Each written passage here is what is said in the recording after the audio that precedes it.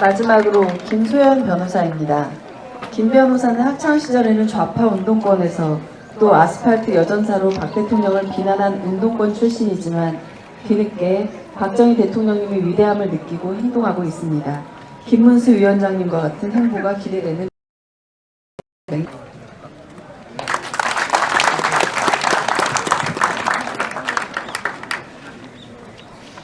네, 소개 말씀 감사드립니다. 저는 운동권 출신 아니고요. 81년생으로 모든 운동권들이 이미 모든 운동을 마쳤을 때 대한민국 산업화 민주화가 모두 이루어진 이후에 태어난 그야말로 MZ세대입니다. 네, 박범계 장관의 영입으로 민주당에 잠시 몸담았던 그런 사건 때문에 민주당의 실체를 알게 된 사람입니다. 이 점 오해 없으셨으면 좋겠습니다.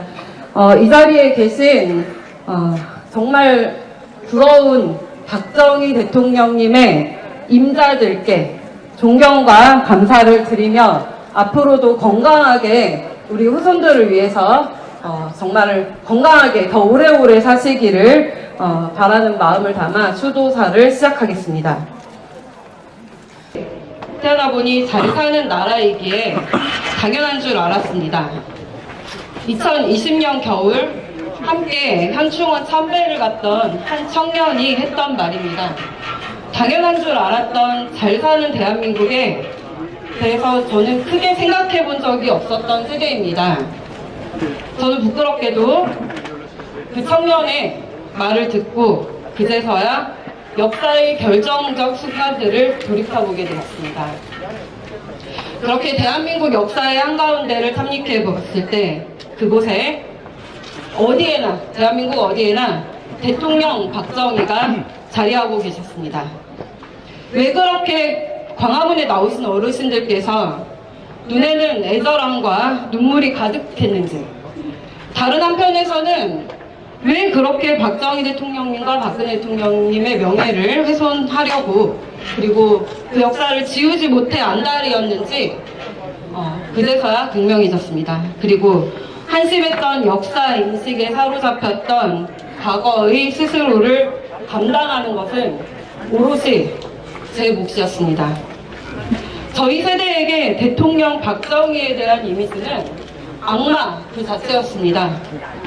386 운동권들이 차지한 전교조와 학원과 강사들이 재밌는 역사 수업 사이사이에 뿌려지는 충격적인 단어들은 감성이 충만한 사춘기 학생들에게 매우 자극적이고 충격적이었습니다. 그리고 그런 자극과 충격은 성인이 되어서도 그 세뇌된 이미지가 뇌리에 깊이 박혀 대한민국 국민들을 먹여 살린 영웅 박정희를 국민들을 핍박한 악마로 각인시켜 왔던 것입니다. 세계적인 석학 엘빈 토플러는 민주화는 산업화가 끝난 후에 가능하다. 이런 인물을 독재자라고 하는 것은 언어도단이다. 박정희라는 모델은 누가 뭐라고 말해도 세계가 본받고 싶어하는 모델이다 라고 했고, 미국의 아이젠하워 대통령께서는 박정희가 없었다면 공산주의 마지노선이 무너졌다라고 증언했다고 합니다. 이런 국제사회에서의 박정희 대통령님에 대한 역사적 평가를 차치하고서라도 우리 할머니, 할아버지들로부터 박정희 대통령님에 대한 생생한 이야기를 들을 수 있었음에도 81년생인 저에게 박정희 대통령님과 함께 새마을운동을 해온 수많은 어르신들의 이야기는 고리타분한 소리로 들렸습니다. 반면 비교적 가까이에서 접하게 되는 386 운동권들은 저희에게 세련되고 똑똑하고 요즘 말로 굉장히 힙한 젊은 삼촌 이모들 같았기에 더욱 친근하고 아마도 닮고 싶었던 모양입니다. 386 운동권 세대의 민주화 운동은 마치 영웅의 일화 같았고, 폭력과 억압, 세루탄을 뚫고 독재정권 타도를 외치는 모습은 과장되고 미화되어 영화와 드라마의 소재가 되었습니다. 저희 같은 세대들은 경험해본 적도 없는 최루탄 냄새가 마치 나는 듯했고, 영화 속 동료가 군합사를 살펴 죽어나갈 때는 분한 마음이 들었습니다. 구호를 외치고 노래를 부르며 함께 도피하는 장면에서는 마치 직접 경험했던 로맨틱한 추억처럼 느껴지기도 했습니다. 어린 시절 어른들로부터 들었던 6.25의 찬상과 보릿고개 시절은 저희에게는 너무 먼 이야기로 들렸고, 온통 386 운동권들이 민주화로 뒤덮인 세상에서 어느덧 저희 세대들도 최루탄 감성에 스스로 빠져버렸던 것입니다. 이렇게 그들이 그려낸 서사가 독보사처럼 대한민국의 역사를 좀먹고 있을 때 그 사이 광화문은 촛불로 뒤덮여갔습니다. 인권, 환경, 여성, 반일, 반미 다양한 버전으로 분화되고 진화해온 종북 주사파들은 자신들이 주창해온 교리와 달리 일은 하지 않고 기업을 협박하거나 정부의 혈세를 빼먹는 기생충 같은 행태를 저질러왔습니다. 그들은 온갖 부정 부패와 축제를 위한 범죄를 저질러온 범죄단체에 다름없었습니다. 태어나 보니 잘 사는 나라이기에 당연한 줄 알았습니다.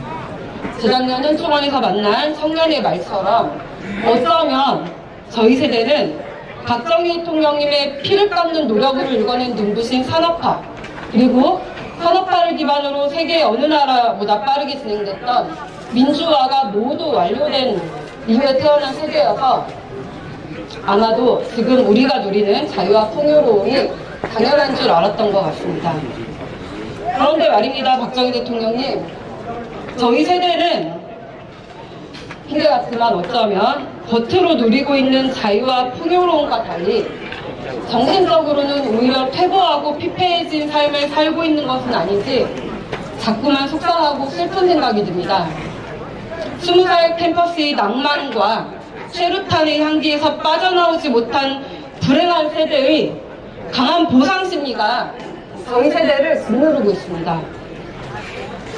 작은 일에 너무 집착하지 말고 과학을 척결해야지. 제가 대전광역시 의원으로 여성단체의 비리를 캐고 있을 때 386 출신 한 교수님께서는 김 변호사, 작은 일에 너무 집착하지 말고 과학을 척결해야지.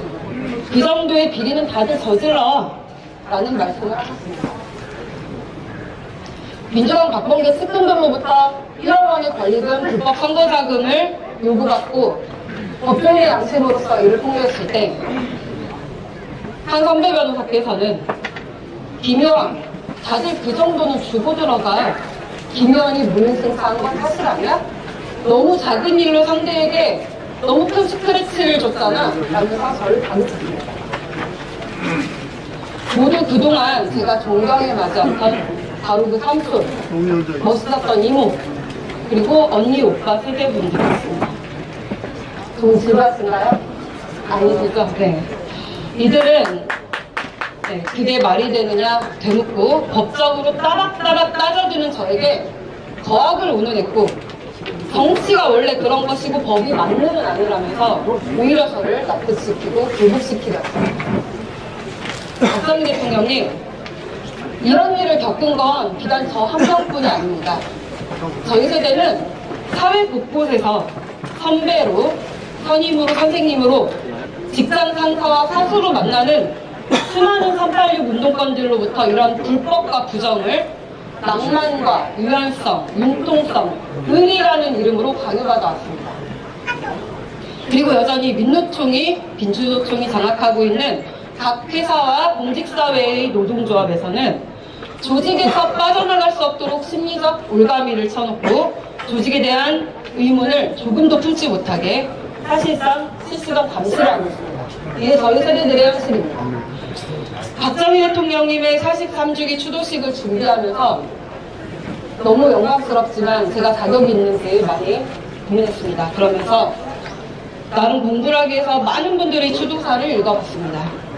이 자리에 앉아 계신 김문수 전 경기도지사님께서는 2년 전 추도사에서 이렇게 말씀하셨습니다. 경부고속도로가 히틀러의 아우토반처럼 독재 강화의 수단이라는 운동권 선배들이 가르친 대로 저도 반대했습니다. 라며 자기 고백을 했습니다. 저희 세대가 캠퍼스와 사교육 현장, 각종 노조와 시민단체에 포진하고 있는 386 운동권 잔재들로부터 못된 생각을 주입받았듯이 강성 노동운동가였던 김문수 지사님께서도 운동권 선배들로부터 틀린 생각을 주입당했던 것 같습니다. 맞습니까? 가장 게으르고 쉬운 정치가 대중에게 혐오와 두려움을 심어주는 것이랍니다. 김문수 지사의 그 시절 선배도 저희 세대의 선배들도 정치를 빙자하여 혐오와 두려움을 선동한 것입니다. 이런 나쁜 정치는 인류 역사와 함께 해왔습니다. 그리고 이들은 여전히 원자력, 원전의 공포선동, 반일선동을 반복하며 자신들의 정치의 도구로 대중을 이용하려 합니다.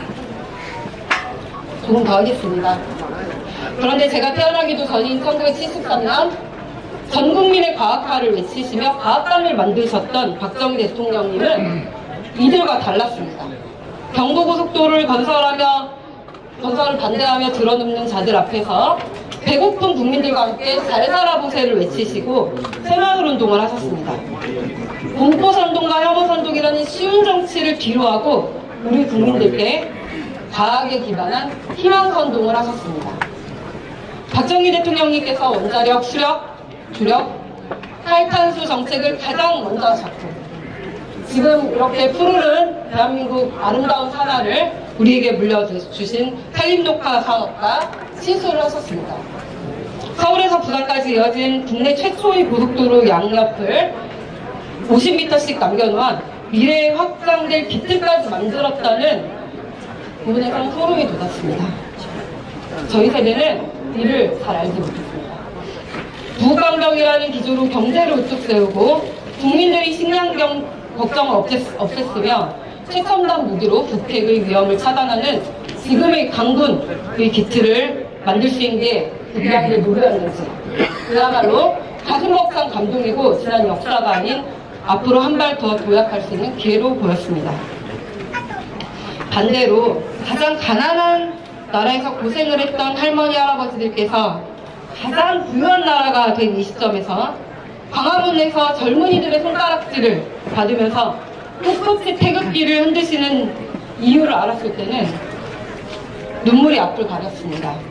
박정희 대통령님, 오늘 이 자리에서 저는 몇 가지 약속을 드리려고 합니다. 81년생인 저부터 밀레니얼 세대, MZ세대라고 한답니다.